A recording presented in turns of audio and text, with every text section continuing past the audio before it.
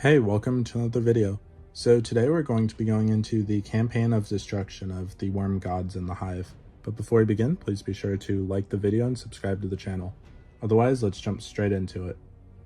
So as the newborn Hive forced an ultimatum on the remaining Krill either to accept the worms or perish, Arix turned his attention to Fundament's moons, and the Ammonites who had allied with the Traveler had given asylum to Teox. Initially, he was willing to negotiate with the Ammonites. His sister Savathun, under pressure from the worms, killed Arix as punishment for not destroying them. Rather than dying, Arix's soul instead passed into the Ascendant realm, where it resided until he returned to the mortal realm. Rebuked, Arix purged what sympathy and goodwill he had left, becoming a merciless tyrant.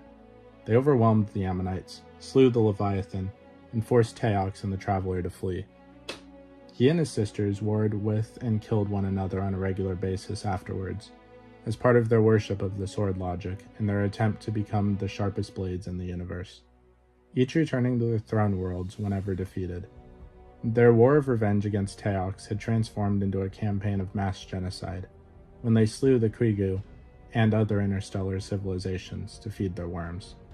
The gods of the Hive also established their throne worlds within the Ascendant realm, with Arix naming his the High War. Savathun was inspired by this, and named her own throne world the High Coven. During the Hive war with the Akume, Arix came to realize that the worm gods had deceived him and his sisters. Their worms' appetites were growing past the abilities of their host to feed them with death. Meeting with his sisters in the Ascendant realm, surrounded by their servants, some of which despised them for showing weakness, they despaired over this dilemma. When his sisters offered their power to help Arix find a way to save them, Arix killed them and used that power to confront his patron worm god, Akka, the Worm of Secrets. He killed Akka so that he might steal its ability to call upon the deep, and created the Tablets of Ruin, which gave him the power to take. His transformation complete, Arix was now Oryx, the Taken King.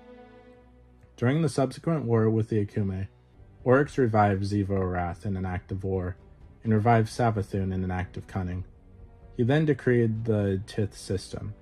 Each hive would kill their enemies, take some power to feed their worm, and tith the rest to their superior. Thralls would tith power to acolytes. Acolytes would tith power to knights or wizards. The knights and wizards would tith power to the Ascendant Hive, who commanded legions of warriors and earned the right to enter the Hive gods' respective throne worlds. All of this violence would eventually reach Oryx, Savathun, and Xivu-Arath, allowing their worms to feed on violence, while continuing to invoke their inner natures. Fearing that he was becoming a nihilist, Oryx eventually decided to sire his own spawn. The result of this was Crota, the son of Oryx, and the Death Singer twins Iranok and Ur-Halak. One day, the Death Singers were refining their death songs and came up with the idea of the Oversoul. Intrigued, Oryx commanded Crota to watch his sisters, so that he might learn something. But Oryx was off studying the deep. Crota was deceived by Savathun into using his cleaver to cut a portal into the High War, allowing the Vex to enter. For 100 years, the children of Oryx waged war with the Vex, who quickly deduced that worshipping the sword logic and the deep was key to attaining power in the High War.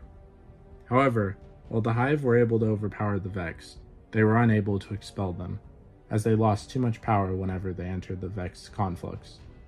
The situation became so severe that the worm god Ir himself demanded that Oryx return and end the war. Quickly returning to the High War, Oryx used his powers to take the Vex and cleanse his throne world. Angered at his son's imperfection, Oryx threw Crota into the Vex Gate network, decreeing that he return victorious or die forgotten. At first, Crota resented his father for his apparent abandonment, but after time he came to understand his father, and built temples to Oryx and the Deep, eventually becoming a vital link in Oryx's Tith of Death, and achieving godhood himself. However, Oryx recognized that the threat of the Vex invading his throne world could not happen again, so he moved the High War into a mighty dreadnought, scrimshawed from the remains of Akka. During the Hive's campaign against the Harmony and the Vex, Kira, Blade Transform, presented Oryx with a simulation of his former self, Arash. Oryx looked upon the simulation with amusement. While Arash looked upon Oryx in horror, demanding to know what he had done to his sisters and her people. In the end, Oryx took Kira and presented the Vex to Savathun as a gift.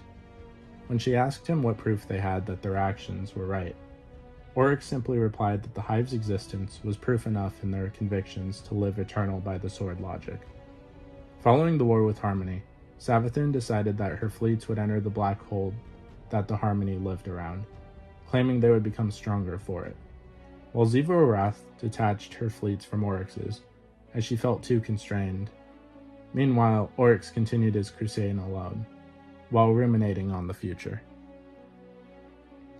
At some point, before the dawn of humanity on Earth, the Hive had secretly seated themselves deep below the depths of Luna. It is there that they could completely terraform the entire interior of the moon from the bottom up into an impregnable fortress called the Hellmouth. Traces of their presence were first uncovered by human scientists sometime during the Golden Age, when they uncovered an artifact that established contact with the Witness. The Hive would emerge during the collapse, whereupon they slaughtered the inhabitants of the first light lunar installation and the K1 project site. After reclaiming their stake on the moon, they continued to lie dormant and recover their strength for centuries, until finally the threat of their existence faded to myth by the time of the City Age. During the early City Age, Rezel Azir became the first guardian to reach the moon. Pursuing ancient mysteries regarding the existence of the Hive, Rezel made first contact with Xior the Blessed and her betrothed knight. After facing off with Xior's consort and the witch's magic, Rezel emerged victorious and escaped to warn the city of the imposing threat. However, the magic that affected Rezel during the battle with Xior and her knight would slowly corrupt him into the hated guardian killer Dredgen Yor, and create the most infamous weapon of sorrow, Thorn. As the Hive launched their cedar ships towards Earth, a fire team encountered elements of the Hive at the Rusted Lands in the eastern flooded zone. Only surviving Hunter returned to warn the city of the initial Hive invasion of Earth. Against overwhelming odds, the Guardians succeeded, barely, in repelling the Hive's offense at the Battle of Burning Lake. Not realizing the true threat the Hive posed, they planned a counterattack on the moon. Lord Shax, a veteran of Burning Lake, opposed this, and eventually busted in on a consensus meeting, calling the idea of a counterattack madness, and saying that the Guardians needed to learn about the Hive's swords and find a way to defend against them first. The consensus ignored Shax's warnings, however, and the failed attack that followed was later called the Great Disaster. The sword logic proved to be too much for the Guardians, as countless heroes fell before Crota's blades, rendering the entire battle a mere slaughter. In particular, the legendary Titan Wei Ning was slain personally by the God Knight, who cracked the surface of the moon with his sword, forcing the Guardians to retreat completely from the battle. The Vanguard and Consensus then declared the moon off limits, and allowed only the most elite Guardians to enter. As revenge for the slain, the warlock Ariana III led 5 other Guardians in there in an attempt to kill Crota, only for the team to have their light suppressed in the depths of the Hellmouth, leaving the Hive to pick them off one by one. Only one of the Guardians, Eris Morn, survived, trapped in the Hellmouth for years, only having recently escaped as a lightless Guardian, forever changed, scarred and seeking vengeance upon Crota and the Hive. Years later, the discovery of the hidden swarm stirring beneath the Skywatch at Old Russia was made by newly risen Guardian investigating the House of Devils. Pursuing the recent resurgence of Hive activity on Earth, said Guardian was sent to investigate the whereabouts of a missing scout near the Hellmouth on the moon. What they found confirmed that the Hive within the Temple of Crota was preparing for a second invasion of Earth, this time also attacking the Traveler directly in a ritual to slowly drain its light using one of its broken shards.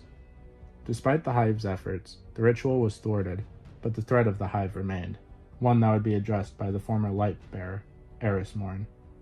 So what did you guys think of the campaign of destruction of the Hive? Please let me know in the comments down below. If you haven't already, please be sure to like the video, subscribe to the channel, join the Sith Citadel Discord, links in the description, and consider becoming a join member if you wish to support the channel further. If you do at any level, I will give a thank you banner at the beginning of every video and a shout out at the end. Thanks, and I'll see you in the next video.